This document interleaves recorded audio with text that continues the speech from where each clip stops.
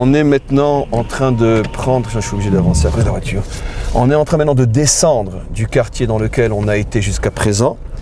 Et on va se rendre maintenant, on va s'arrêter quelques minutes dans le deuxième, en descendant bien sûr, le deuxième quartier juif, un petit peu plus habité et construit que celui qu'on vient de visiter. Et il faut que je mette ma ceinture, sinon le bruit ne va pas s'arrêter. Et donc un petit peu plus construit, beaucoup plus ancien aussi. Et je vous expliquerai d'ailleurs une ou deux choses quand on va y arriver. On ne restera que quelques minutes à cet endroit-là, puis après on va se rendre dans le troisième quartier juif où là on va descendre de la voiture, enfin là on va s'arrêter un petit peu plus et on parlera aussi de ce quartier qui s'appelle, le dernier où on va aller, qui s'appelle le quartier d'Avraham Avinu, le quartier d'Avraham notre père, je vous expliquerai pourquoi. Donc on continue en notre descente. Voilà, dans quelques minutes, on va arriver à ce quartier-là. Je ne descendrai pas de la... On ne descend pas de la voiture, hein, Shmuel. Je ne descendrai pas de la voiture à cet endroit-là. Voilà, vous voyez la maison grande, blanche devant vous. C'est une des maisons de ce quartier.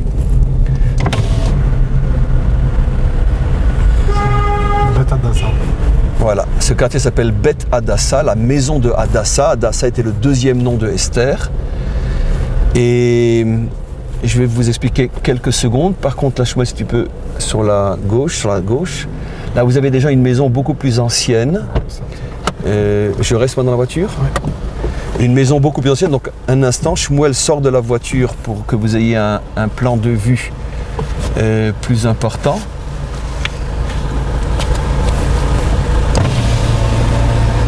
Voilà, donc vous voyez, il est en train de vous filmer ce bâtiment-là qui est sur ma gauche. Vous voyez, c'est un bâtiment très très ancien, manifestement qui a plus de 60 ans, c'est évident. Et pourquoi ? Parce que ici, on est dans un quartier juif centenaire. Il faut savoir que la présence juive dans Hebron, je parle de la présence moderne juive dans Hebron, puisque nous sommes ici depuis 3500 ans. Depuis 4000 ans, pardon. 3500 ans la sortie d'Égypte et 4000 ans le début de l'histoire juive, avec Abraham. Ça fait 4000 ans qu'on est là. Mais ces deux derniers millénaires, n'oublions pas qu'on est parti exilé aux quatre coins de la terre, et pendant très longtemps, d'abord, il y a toujours eu une présence juive à Hebron. Ceci est signifié, attesté par des visites et des voyages, même de nombreux non-juifs dans tous les siècles de ces deux derniers millénaires, qui ont toujours témoigné du fait qu'ils avaient toujours ici un petit ghetto juif ou un petit quartier juif qui était ici, mais disons c'était vraiment que quelques dizaines. Et par contre, les juifs ont commencé à revenir à Hebron d'une manière un peu plus grande, c'est-à-dire on parle déjà de dizaines de familles, il y a à peu près 300 ans, 350 ans, et c'est à l'époque où, sous l'impulsion des élèves du Baal Shem Tov dans le monde chassidique, et donc à peu près 350 ans, et il a été donné cette impulsion de commencer à revenir en Israël. Et donc de nombreux chassidim, de nombreux élèves du courant chassidique, proches et attachés à la pensée du Baal Shem Tov, ont commencé à revenir en Israël avec leurs familles, leurs femmes, leurs enfants. Ils se sont installés là où ils pouvaient, mais un peu partout dans le pays, généralement dans les villes considérées comme les villes saintes, donc Jérusalem, Tibériade, Tzfat, Méron, et aussi bien sûr évidemment Hebron. Mais à Hebron se sont surtout installés des chassidim de Chabad, Lubavitch, il y a déjà 350 ans. Pourquoi ? Parce que les rabbanim de Chabad, qu'on appelle les rébéim, du mot rabbi, rébéim au pluriel, les rabbis de Chabad avaient donné spécifiquement l'ordre à leurs chassidim de venir reconstruire Hebron. Et donc, ils sont revenus, eux, ici, plus que partout ailleurs. Et entre autres, ce quartier que Shmuel est en train de filmer a été le premier d'abord pendant longtemps le seul, le premier quartier reconstruit, racheté, maison par maison et reconstruit par les chassidim de Lubavitch, les chassidim de Chabad. C'est la raison pour laquelle vous voyez que les bâtisses sont relativement vieilles et les nouvelles, comme je vais vous le montrer dans quelques instants, ont été construites sur le vieux. Et donc 99,9% des maisons de ce quartier, bon, on n'a pas visité tout le quartier qui n'est pas immense, mais ont été construites, les maisons ont été construites et habitées il y a déjà fort longtemps, à chaque fois retapées bien sûr, mais à l'origine par des chassidés Chabad, des chassidim de Chabad. Alors maintenant vous voyez, on avance un petit peu, toujours dans ce quartier-là, vous voyez cette maison neuve, Shmuel filme, mais vous voyez le début de cette maison de vieilles pierres.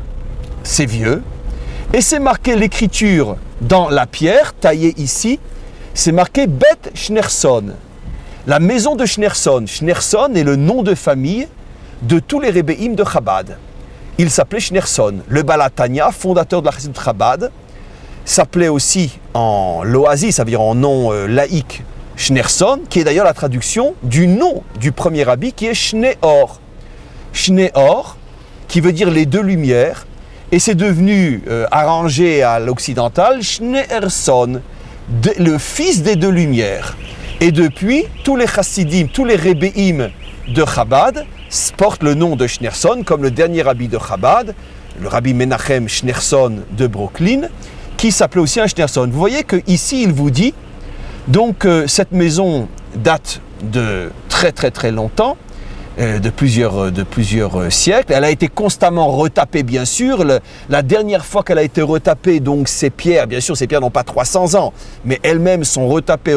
Et la dernière fois que ces pierres ont été retapées, ça remonte, laissez-moi voir, je vois pas trop, je suis un petit peu loin.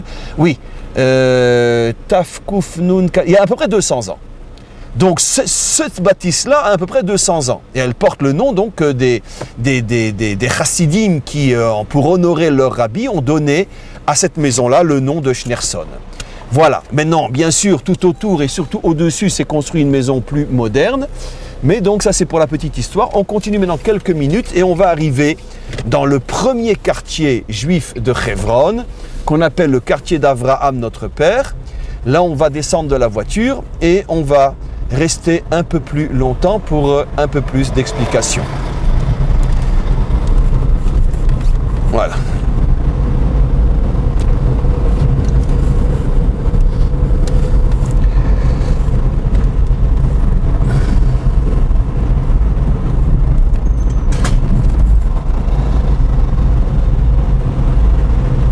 Je tenais aussi à vous dire quelque chose de très important. Shmuel m'a rappelé que je ne l'avais pas dit et c'est d'une importance capitale. Vous êtes en train de faire avec nous une visite que 99,9% des Israéliens n'ont jamais fait dans leur vie et ne feront jamais. Et les touristes, n'en parlons pas. Et qui est très peu connu. Les gens ne viennent pas ici. Les gens ont peur ou peu importe. Les gens ne viennent pas à cet endroit-là. Ce qui veut dire c'est un endroit complètement inconnu de la grande majorité écrasante de la population israélienne. Ce qui veut dire qu'il n'y a que sur, je ne sais pas moi, sur les 7-8 millions qu'on est ici, on peut compter sur quelques milliers d'Israéliens qui sont venus ou qui viennent régulièrement dans cet endroit-là.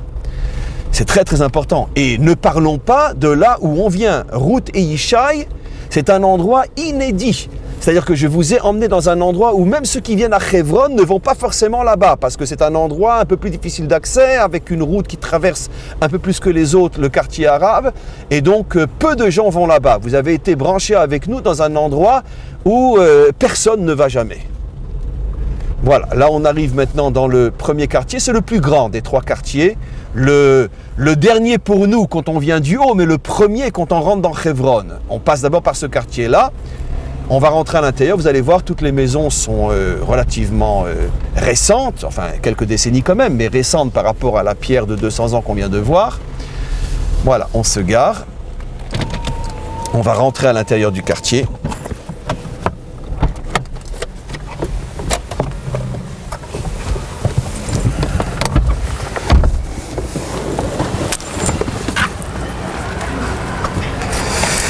Voilà, quelques instants encore, le temps de se positionner. On va rentrer ensemble Quand on reviendra à l'endroit où on démarre, je vous raconterai à cet endroit-là une histoire concernant un drame malheureusement qui a eu lieu à cet endroit-là. Mais pour l'instant, on va rentrer dans le quartier lui-même. Voilà. Vous voyez, c'est assez joliment fait. Comme vous verrez, c'est très petit. Même décor, des enfants dans un espace protégé relativement petit. Plus grand que celui qu'on a vu tout en haut, qui était vraiment 6 mètres sur 5. Là, c'est déjà un peu plus grand. Et vous avez ici, Shmuel vient de filmer le mikvé de Hebron, non, de l'autre côté, le mikvé de Hebron, construit par une famille Lubavitch qui vit ici, la famille Cohen.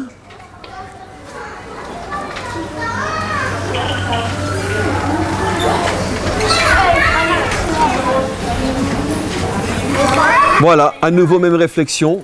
Vous avez le bonheur de vivre et voir avec nous la couronne d'Israël, ces enfants qui sont l'avenir de notre peuple, qui vivent ici pour que nous puissions, nous tous, partout dans le monde, être connectés à la source de notre terre. Que Dieu les protège et que Dieu fasse en sorte qu'un jour ce soit des millions d'enfants juifs qui puissent se promener dans Hebron. Amen. En tous les cas, voilà, vous voyez donc les bâtisses relativement récentes, mais elles ont quand même une cinquantaine d'années ou 40 ans à peu près.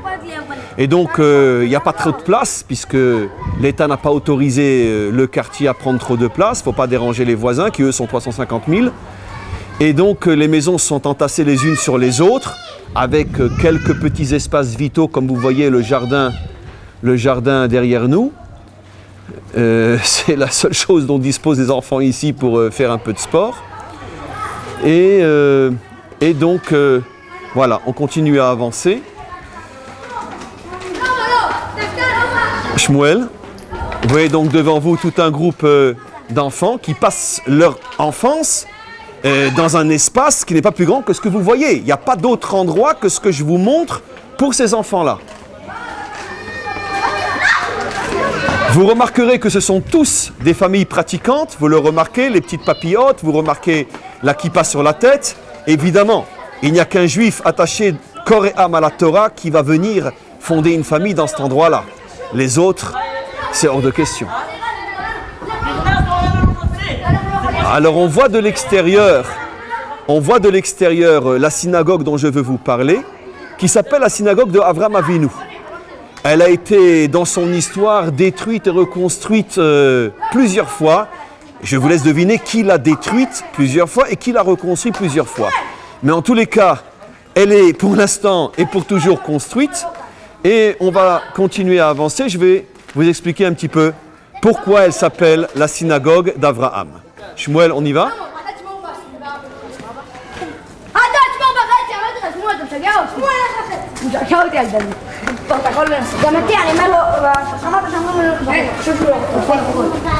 Voilà, grâce à Dieu, je craignais qu'elle ne soit pas ouverte. Il y a un bon Dieu pour les Juifs et elle est ouverte. Alors, on va rentrer à l'intérieur. Une magnifique petite synagogue à l'ancienne, taillée dans la pierre typiquement proche-orientale. On peut rentrer.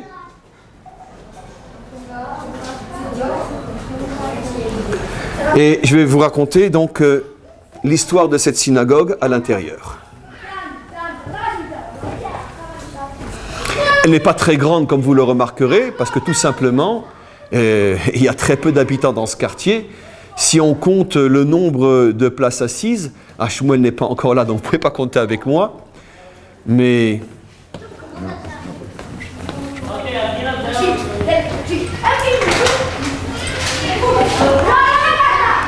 voilà, je voudrais juste que tu filmes le nombre de places. Je voudrais que les gens voient qu'il y a très peu d'habitants dans ce quartier-là, puisque tous les hommes viennent prier, et vous comptez au maximum 50 places.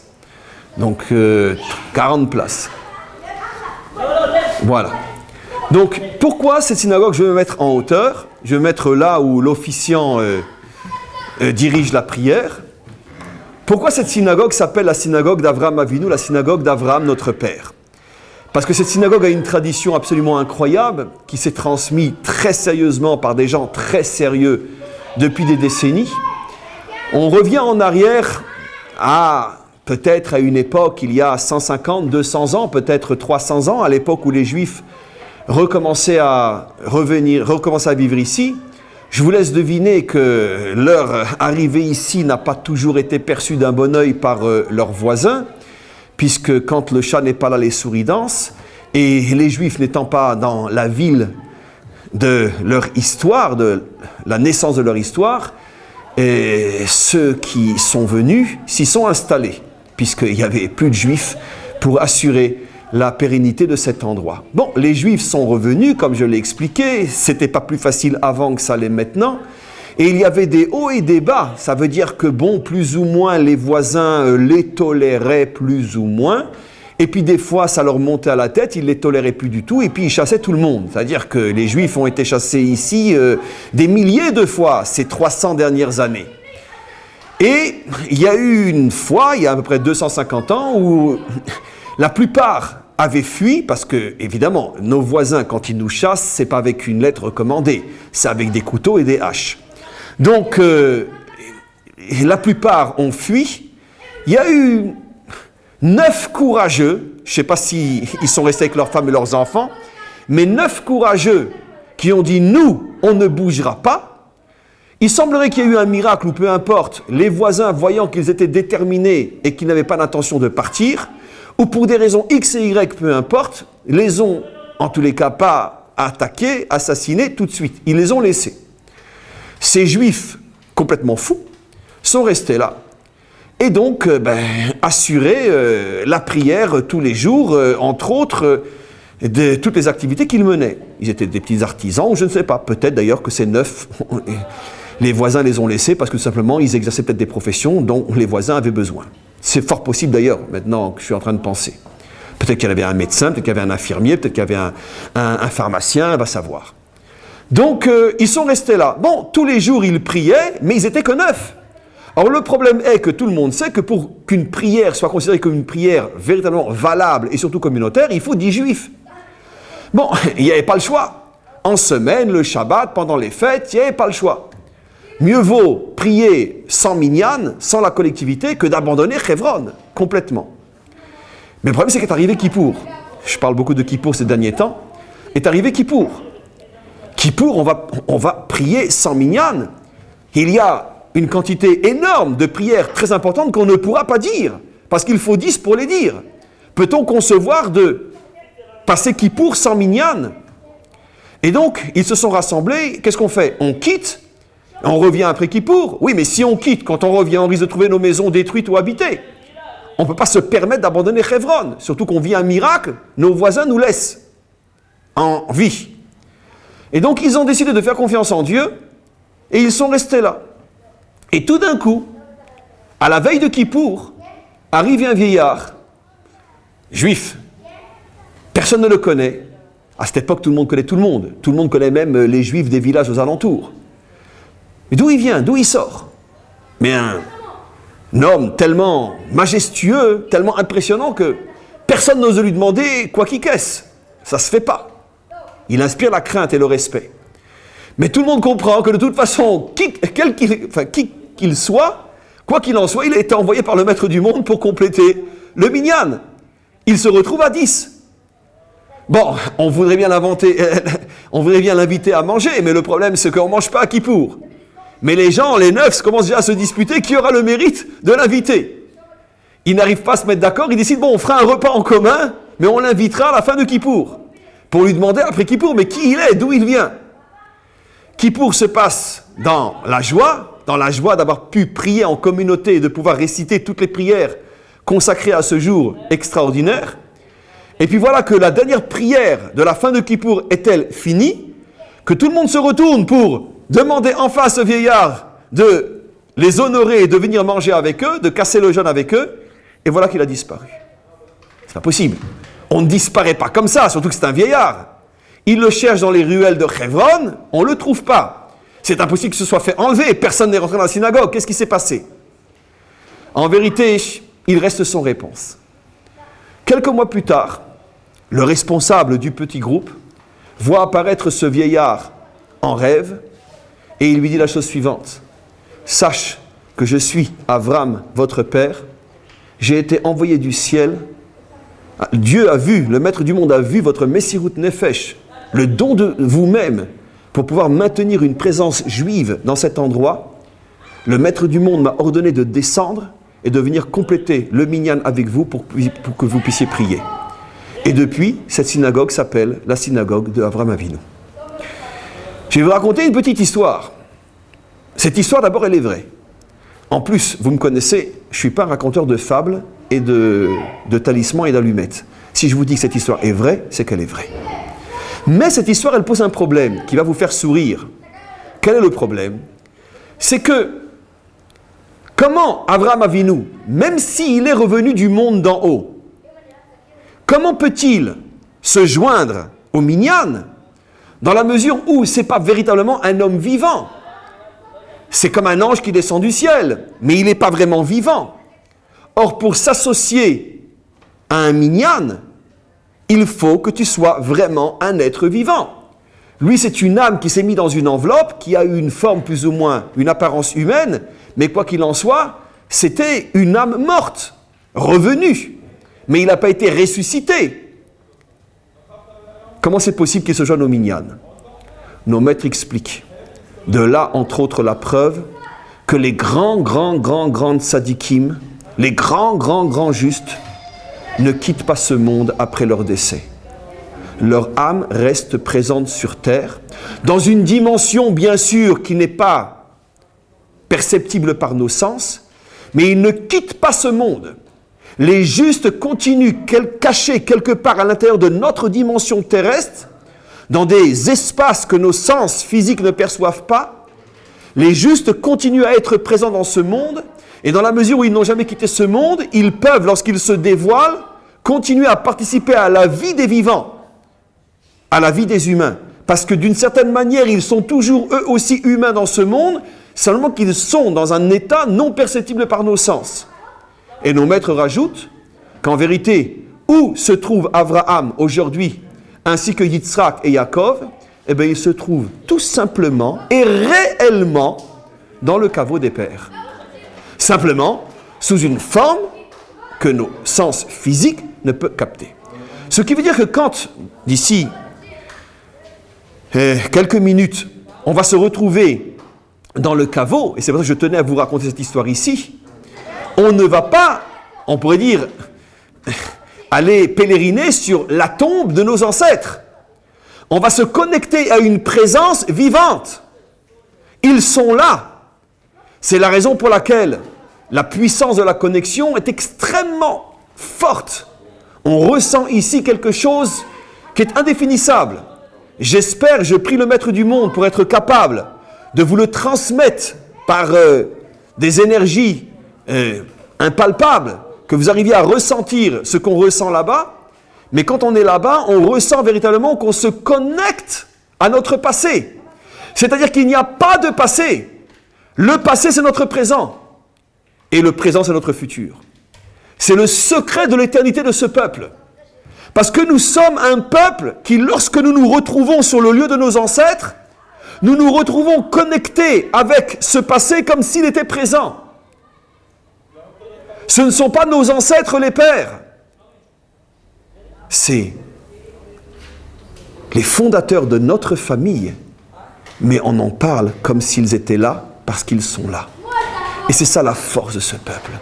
C'est pour ça que ce peuple est éternel. C'est pour ça que ce peuple ne peut pas disparaître. Parce que ce peuple a des racines qui n'appartiennent ni au passé, ni au présent, et ni au futur. Les racines d'Israël, les pères d'Israël, appartiennent à une dimension qui n'est pas prisonnière du temps.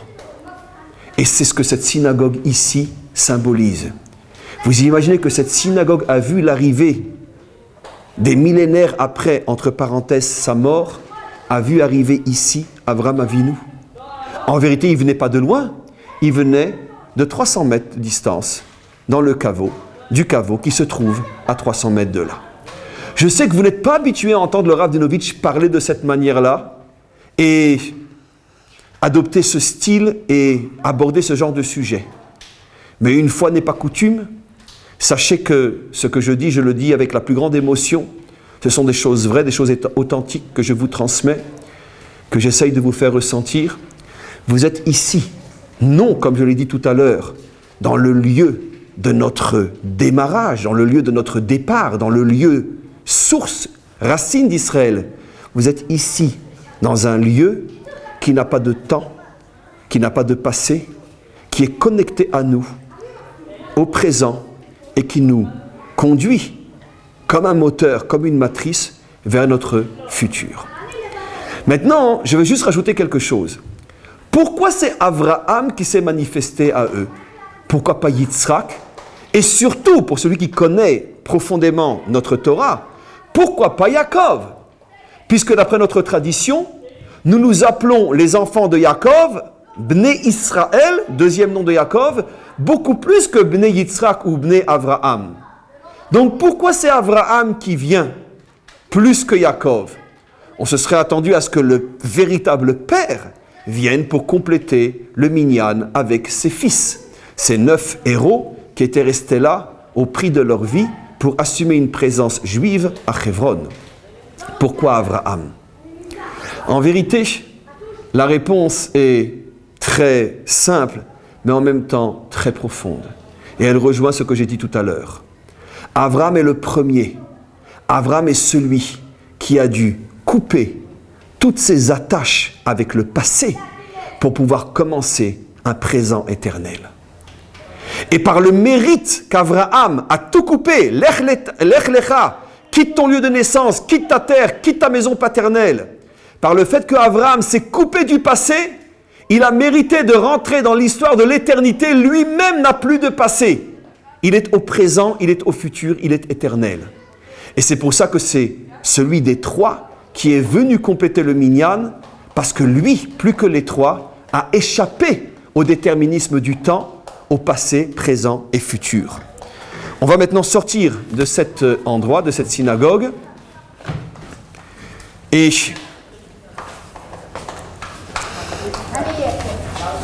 on va se rendre, on ne pourra pas rentrer véritablement à l'intérieur parce que nous avons déjà fait l'essai, vous n'aurez pas vraiment de connexion, mais on va se rendre à l'entrée.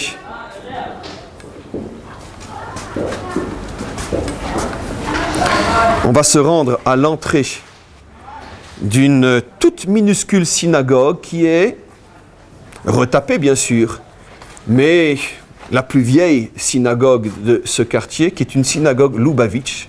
N'oublions pas ce que je vous ai expliqué, c'est que les Lubavitch ont été parmi les premiers, il y a à peu près 300 ans, à revenir dans Hebron et à construire Hebron. Et donc vous voyez, c'est marqué ici, donc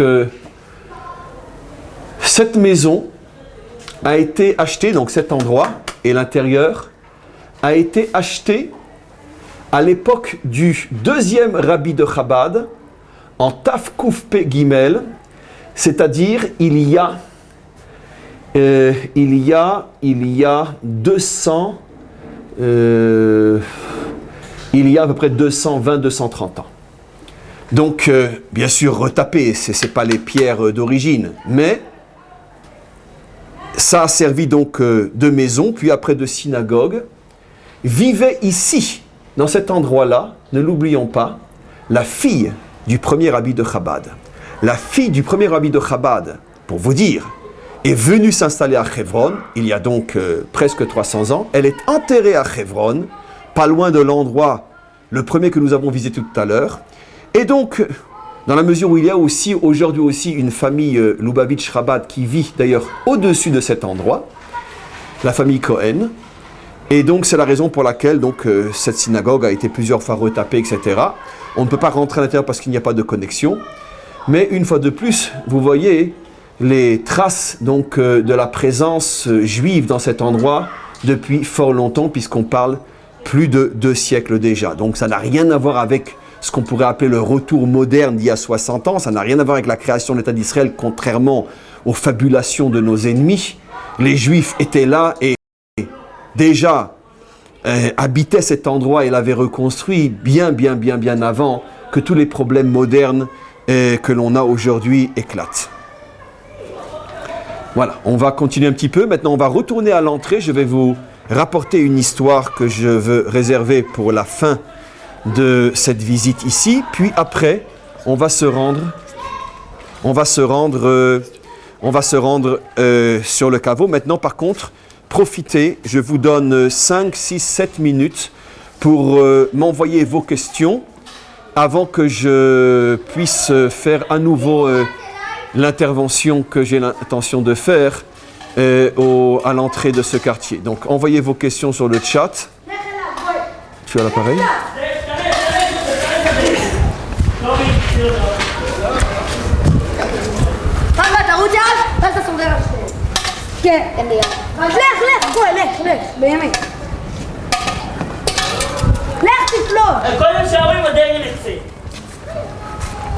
אוקיי, וזהו שתשמעים שירצו שהוא לא נתפס.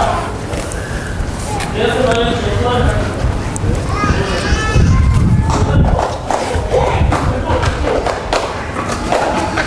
Envoyez vos questions. Shmuel est en train de voir sur le chat si vous envoyez des questions.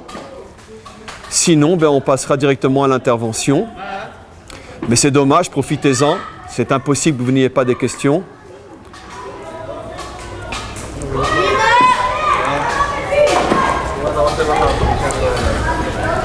Tu as une question, Shmuel ?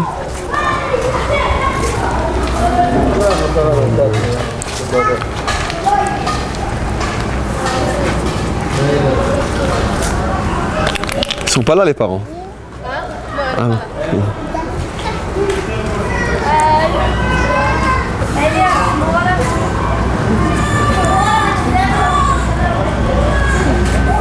Une question ? Ah. Là non plus. On ne peut pas recevoir vos questions de chat pour l'instant parce que sur notre portable, nous n'avons pas de connexion à cet endroit-là. Grâce à Dieu, on a la connexion pour l'émission, mais on n'a pas la connexion pour le portable. On va la retrouver sans aucun doute. Bon, alors les questions seront pour après mon intervention, si on retrouve la connexion. Alors maintenant, regardez, Shmuel filme ici. Vous voyez que cet endroit, vous avez ici un petit panneau, en hébreu bien sûr, qui dit la chose suivante. Mur consacré à Shalevet. Shalevet est en hébreu un nom féminin qui signifie petite flamme, petite étincelle. Une petite fille, Tinoket, c'était un bébé qui s'appelait fille qui s'appelait Shalevet. Son nom de famille était Pass.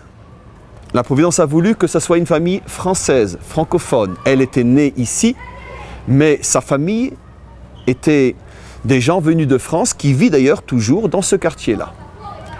Elle est née le 28 Iyar 2000, c'est-à-dire elle est née aux alentours du mois de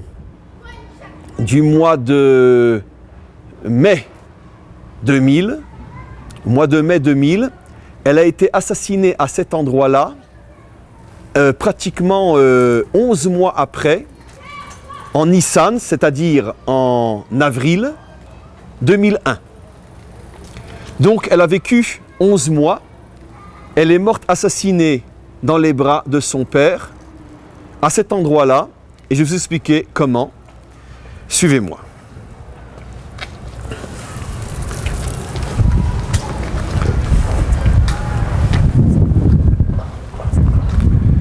Vous voyez, en face de nous, sur la colline, nos voisins. Sachez que, bien que l'endroit n'est pas, un jardin californien où on peut se promener comme on le veut et quand on le veut, malgré tout, aujourd'hui, au moment où je vous parle en tous les cas, c'est déjà un miracle, quoi qu'il en soit, de pouvoir parler de là où je vous parle sans devoir se protéger d'une balle qu'on nous tire dessus. Mais ça n'a pas toujours été comme ça. Cet endroit, ces quartiers existent depuis à peu près 40 ans. On peut dire que seulement jusqu'à ces dernières années, 10, 15 ans et moins... Mais non, qu'est-ce que je raconte ? puisque l'assassinat a eu lieu en 2000. La preuve est signée ici. Excusez-moi pour ma bêtise. Jusqu'en l'an 2000 plus ou moins, donc c'est ça, ben non, c'est ce que je disais, 10-13 ans j'allais dire. C'est ce que j'étais en train de dire, voyez. Jusqu'à peu près une dizaine d'années, je n'aurais pas pu me tenir comme je me tiens ici en train de vous parler. On n'aurait pas pu faire une visite de ce quartier comme on vient de le faire, parce que ici, les gens, hommes, femmes et enfants, vivaient à chaque seconde avec la menace de recevoir une balle dans la tête. Pourquoi? Ça tirait de tous les côtés, aux fenêtres, ouais, la chasse aux pigeons, tranquillement, pas inquiétés. Des dizaines de tireurs d'élite se mettaient aux fenêtres des maisons qu'on vous a montrées, et puis quand ils voyaient un enfant passer ou un juif passer, ils tiraient. Grâce à Dieu, comme on le sait, sur 150 millions de balles tirées, généralement, aucune n'atteint sa cible parce que le maître du monde est notre bouclier. Malheureusement, ce n'est pas du 100% ce que je dis, bien que c'est du 99%.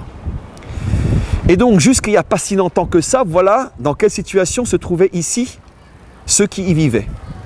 Un jour, quelques fractions de secondes d'inattention, le père de Chalévette qui portait son bébé de 11 mois dans les bras, le temps de passer de devant ses maisons et de se mettre à l'abri, il a été pris par un tireur d'élite et la petite a été touchée en pleine tête. Elle est morte dans les bras de son père.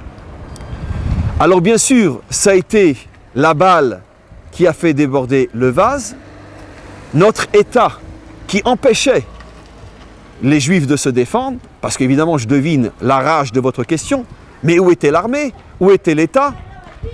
Je vous laisse deviner où il était. Pression internationale, déjà on vous supporte ici, en plus vous refusez de vous faire massacrer, mais enfin qu'est-ce que c'est ces sales juifs qui râlent quand on les tue? Soyez déjà contents qu'on vous laisse vivre dans des maisons, même si vous vous mettez en danger. On connaît très bien la réaction de l'État d'Israël lorsque les pressions sont trop fortes. Bon, ben écoutez, si vous n'êtes pas contents, c'est ce qu'il disait à ces gens-là, ben, partez de Hebron après tout. C'est vous qui voulez être là. Donc, consciemment ou non, notre État se faisait le complice de la pression internationale. Le problème est que ça a été malheureusement la balle qui a fait déborder le vase. L'État d'Israël a pris conscience que non, il y avait des limites qui étaient inacceptables.